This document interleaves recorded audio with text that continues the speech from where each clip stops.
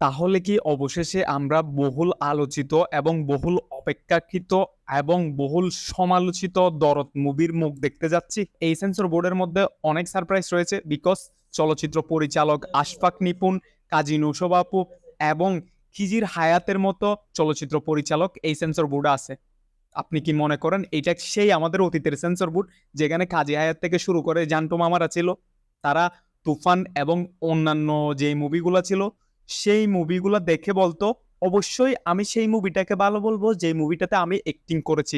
গত সেন্সর বোর্ডের কথা বলতেছি আমি। তুফান এবং কাজী হায়াতের অন্য একটা মুভি যখন রিলিজ হচ্ছে, তখন কাজী হায়াত বলতেছিল অবশ্যই আমি যে মুভিতে অ্যাক্টিং করেছি, অভিনয় করেছি, ওই মুভিটা আমি কি ভালো বলবো। তুফানের সাথে অন্য লেভেলের মুভিকে উনি কম্পেয়ার করতে চেয়েছিল, বিকজ ওই মুভিতে উনি অভিনয় করছে বলে।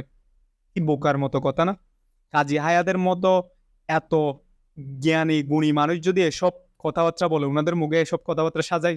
সবচেয়ে বেশি সারপ্রাইজিং হচ্ছে আশফাক নিপুণ ভাইয়া এখানে থাকা, বিকজ মহানগর দিয়ে হচ্ছে ওনার যাত্রাটা, মানে ওনাকে সবাই সবচেয়ে বেশি পপুলারিটিটা ওনাকে সবাই চিনেই। এই যে পুরো সেন্সর বোর্ডটা গঠন হলো না, এই সেন্সর বোর্ড গঠনের মাধ্যমে আমরা দরদ মুভির মুক্তির আশা দেখতে পারতেছি, মুক্তির মুখ দেখতে পারতেছি। আমি চাই এই দরদ মুভি মুক্তির মাধ্যমে, এই দরদ মুভি মুক্তির মাধ্যমে ওয়ার্ল্ড ওয়াইড ব্লকবাস্টার হোক, ওয়ার্ল্ড ওয়াইড আমাদের বাংলা মুভিকে দরদ মুভি দ্বারা একটা মানুষ চিনুক, যেভাবে তুফান মুভি বেশিরভাগ কাজ করে দিয়েছিল। সেন্সর বোর্ডে যারা আছে তাদের প্রতি আমাদের অগাধ বিশ্বাস আছে, যেহেতু এখানে খুব জ্ঞানী গুণী এবং ইয়াং ডিরেক্টররা বর্তমান সেন্সর বোর্ডে রয়েছে। সেজন্য আশা করি সেন্সর বোর্ডে যারা আছে তারা খুব দ্রুত দরদ দেখবে এবং দেখে শুনে সবকিছু বিবেচনা করে, সবকিছু বিচার করে তারা তাদের সুষ্ঠু মতামত দিয়ে দরদকে খুব দ্রুত সেন্সর বোর্ডে ছাড়পত্র দিবে। দরদ নিয়ে একটা গুঞ্জন উঠতেছে, যদিও বা এই গুঞ্জনটা আমি এখনো অফিসিয়ালি শুনতে পাই নাই। সেটা হচ্ছে দিওয়ালিতে আসবে দরদ।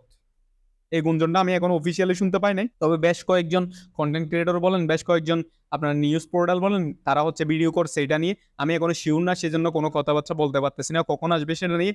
অবশ্যই আমি সেন্সর বোর্ড থেকে যখন দরদ ছাড় পাবে, তখন অনন্য মানবে অবশ্যই স্টেপ স্টেপ সবগুলো আমাদেরকে জানাবে।